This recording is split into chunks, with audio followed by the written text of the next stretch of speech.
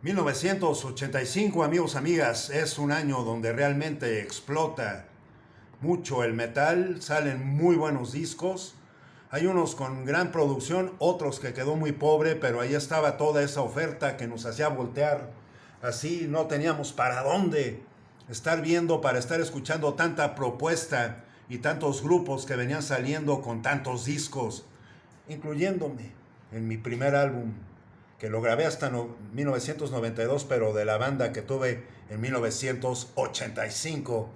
Acompáñenme, amigos, amigas, gracias por venirse a informar a Test Noticias 1985. 1985, amigos, amigas, es un año que van a ver ustedes todas las propuestas. Teníamos exageración de propuestas, así como también estaba en boga el uso de las videocaseteras, era Betamax y la VHS, donde también esto nos serviría para estar grabando tantas cosas que quisiéramos y después esperar a ver esos videos. Pero llega entonces el primer álbum de Megadeth, Killing Is My Business, con Dave Mustaine y esa banda que también venía proponiendo cosas más machacantes, así como Motley Crue, que venía ofreciendo en sus dos primeros álbumes un sonido mucho más interesante y pesado, y en el Theater of Pain, pese a que tiene algunos discos algunos temas con esa pesadez, acá en Theater of Pain se nos fueron hacia el lado blusero. Twisted Sister, después también de un gran álbum, el anterior, Stay Hungry, saca Come Out and Play, que además ellos muestran en su video de Be Cruel to Your School a estos zombies, ¿no?, que ahora están muy de boga con esta serie de The Walking Dead, y además aparece grabando en ese video Alice Cooper.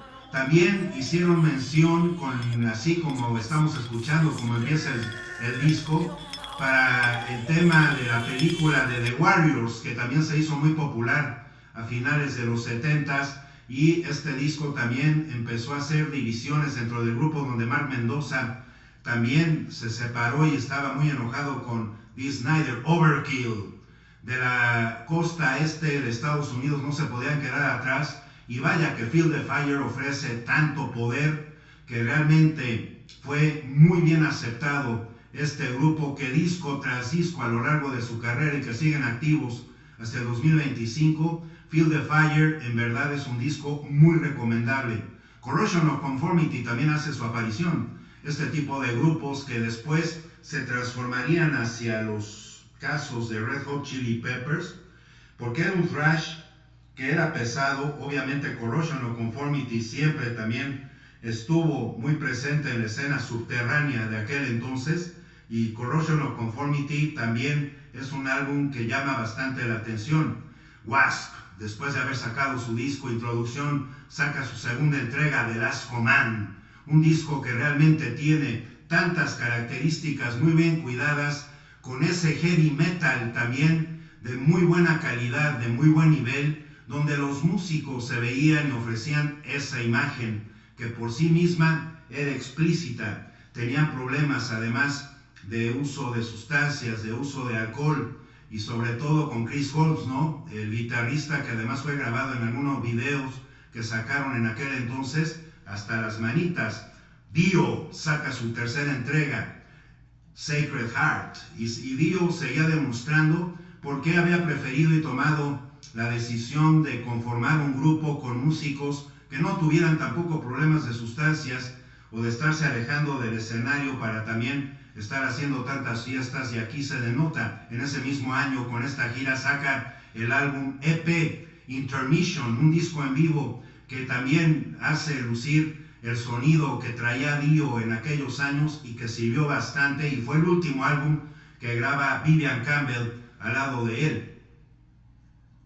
Sigamos aquí, porque además hace su aparición en su primer álbum Exodus con Bonded by Blood, que pudieron haber trabajado la portada de una manera más realista. Probablemente esto también tuvo que haber sido, pero los que nos atrevimos a escuchar ese álbum, vaya que nos voló la tapa de los sesos. En aquel año hicieron el Combat Tour al lado de Venom y al lado de Slayer.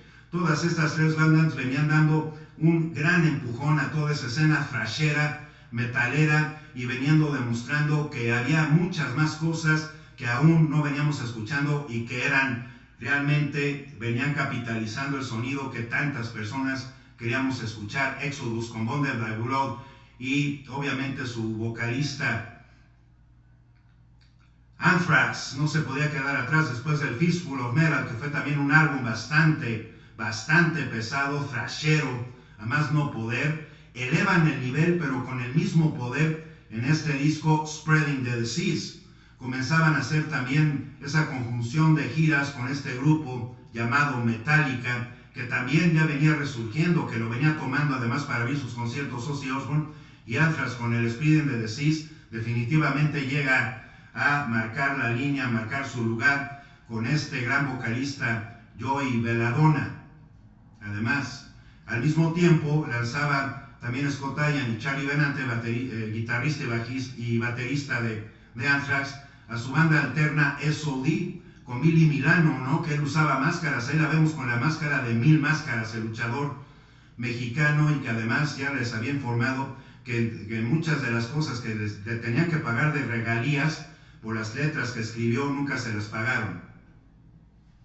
Con este gran recuento llega entonces también con su segunda entrega Slayer y el Hell Awaits, un disco bastante bien recibido, un disco donde seguíamos viendo a grupos que no necesitaban del glamour, de tantas luces, de que los estuvieran nombrando tanto. Nos servía bastante que nos hicieran sentir exclusivos para traer ese sonido potente, desgarrador, en la voz de Tom Araya, en la batería de Dave Lombardo, que aquí todo eso viene despuntándose para saber qué grandes músicos venían componiendo la escena Slayer, Hell Awaits.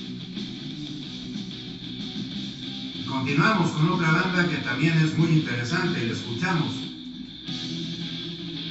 Fates Warning es un grupo de heavy metal que tiraba al power, inclusive en carteles recientes así como el del 2006, si les puedo demostrar que sigan activos.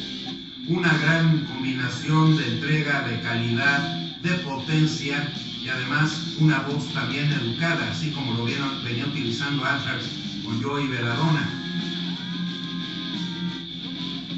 Pero muy definidos además en su sonido. Este disco de Spectre Within es algo que también les quiero recomendar mucho, porque además en Alemania surgía Accept con este disco y su álbum Metal Heart. Alemania no se podía quedar atrás. Alemania seguía pujante para seguir sacando bandas, porque ya tenían Scorpions como la más destacada, y ellos además ya venían abriéndole carteles ahí en esos festivales llamados Monsters of Rock, al lado de bandas ya muy renombradas como AC/DC. Y vaya que Accept vino a resaltar el nivel del heavy metal y también del power metal, así como otra banda que es súper clásica en este disco Infernal Overkill, la banda Destruction. Vaya que esta banda estadounidense también dio mucho que decir, obtuvo muchas palmas de tantos seguidores del heavy metal en aquel entonces, y así vestían con sus carcasas, así aparecían las fotos, así aparecían en sus conciertos, y vaya que Destruction nunca dejó nada que deber en sus conciertos. Siguiendo con este gran recuento, amigos, amigas, de todas estas bandas, porque además fíjense hacia dónde tenemos que voltear. Así como Destruction, también había un sonido muy peculiar con Venom, ¿no? Y Destruction tenía ese sonido que venía también ofreciendo Venom, que ellos obviamente al nacer en 1980 son la punta de lanza de toda esta clase de metal. De un metal que todavía no traía una voz gutural como la escuchamos después en los 90s, pero vaya que Venom, con Mantras, con Cronos, siempre venían también muy pujantes con esa escena que siempre se les dio hacia el thrash metal. Esta es una banda que yo les quiero recomendar. Esta es una de las pocas bandas conocidas. Esto es también un ejemplo de mi parte para que vean cómo les rascábamos, amigos, amigas, los verdaderos metaleros y rockeros, para encontrar cualquier tipo de propuesta. Las producciones de Omen dejaron mucho que desear, pero se escuchaba en su material precisamente ese gran ofrecimiento de heavy metal, que vaya que cómo era tan agradable. Les recomiendo su primer álbum.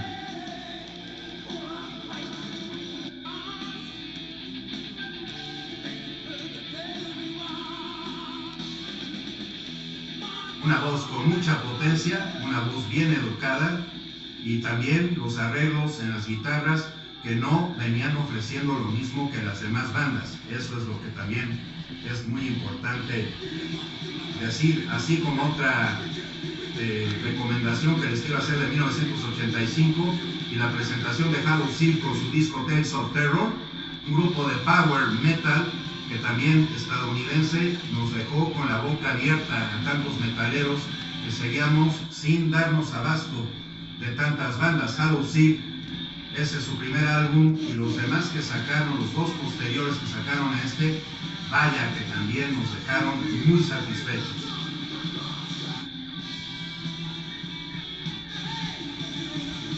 Halloween, amigos, amigas, tiene que ser también algo que deben de buscar en YouTube, y si lo pueden encontrar en Spotify o cualquier otra plataforma de música, espero que lo hagan para que ustedes vean así, porque además 1985 sigue siendo tan importante la escena del thrash metal, porque llega Possessed con su álbum Seven Churches. Este tipo de desfile de bandas y que son tan importantes y que las acabamos de ver haciendo gira por Latinoamérica, incluido México, vaya que causó una gran sensación, así como su vocalista, que además anda en silla de ruedas por un accidente que sufrió. Siempre Possessed ha sido un grupo muy esperado, muy respetado en la escena, y que siempre tiene que ser visto de esta manera. Possessed con este disco Seven Churches, vaya que también siguió ayudando a que el movimiento y este género del thrash metal siguiera creciendo, independientemente que indirectamente también comenzaran a ser la raíz del black metal, ¿no? Llega también este guitarrista que nos sigue demostrando que entonces el metal estaba hablando las cosas y bastante en serio, con tanto virtuosismo de Yngwie Malmsteen, porque ya veníamos oyendo a otros guitarristas como Ritchie Blackmore, como Vivian Campbell, en otras bandas como Glenn Tipton, K.K. Downing en Judas Priest. Yngwie Malmsteen dijo: con permiso, que aquí yo les voy a demostrar que inclusive podemos estar utilizando escalas de la música clásica para seguir elevando el nivel, y su disco Rising Force es un gran disco que sale en 1985. Para continuar con esta entrega, amigos, amigas, otra gran recomendación que les hago es el grupo Exciter, porque son de los grupos pioneros del power y del speed metal. Además tienen producciones muy bien hechas en sus mezclas, tienen muy buen sonido, tienen potencia, tienen calidad, tienen un ofrecimiento bastante directo y a la vez crudo. No se vayan a perder Exciter, así como es el año que surge y hace su presentación el grupo Helloween, ¿no? Con su álbum Walls of Jericho, donde ahí por eso y Helloween en el último disco nos quedó a deber y bastante, porque ellos si llamaron la atención fue por este power metal, como Ride the Sky, como How Many Tears, que lo traen incluido, donde cantaba Kay Hansen, aún no entraba ahí Michael Kiske a las voces. Ese ya fue en el segundo álbum de Helloween, pero esto era Helloween.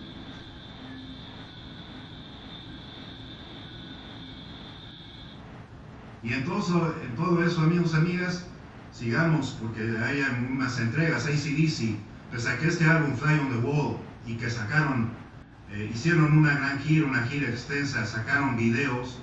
Este álbum, muchos de los medios, vaya que se relajaron para no estarlo promocionando, y tanta gente que también ya venía siguiendo a AC/DC no lo proclama como uno de sus mejores álbumes, pero es un disco con una excelente producción. No se van afuera del estilo que ya venían manejando, y no se autocopian, no se refritean. Y así como el heavy metal, Sabotage llega también para demostrar, así como fue con Malmsteen, que el metal se podía seguir retroalimentando de cosas de la música clásica, y Sabotage vaya que empieza a sacar un nivel bastante alto con su primer álbum, y donde los hermanos Oliva, Chris y John Oliva, vaya que dieron mucho de qué hablar, y vaya que nos sorprendieron a tanta gente que no nos dábamos abasto para saber de tantas propuestas que aún nos faltaban conocer. También son precursores del metal sinfónico, ¿no? Llega entonces este grupo también de hard rock llamado Dokken, con el Underlock and Key. El mayor ofrecimiento es precisamente la guitarra, el guitarrista Lynch, que vaya que Lynch también demostró que si así como había un Max Team, también en el hard rock se podían implementar cosas bastante interesantes. Y luego llega Kiss con su siguiente entrega del Asylum. Este disco, que fue su tercer disco ya sin maquillaje, ofreció una gira bastante extensa con ese enorme logo que siempre lo venían mostrando.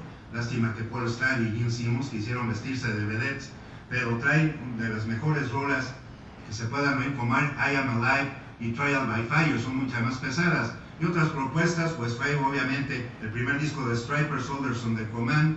Llega Bon Jovi con hard rock en el 7800 Fahrenheit, su primer álbum, y Madame X, ese álbum donde viene la baterista que estuvo durante muchos años en Vixen y estaba como vocalista Sebastian Bach.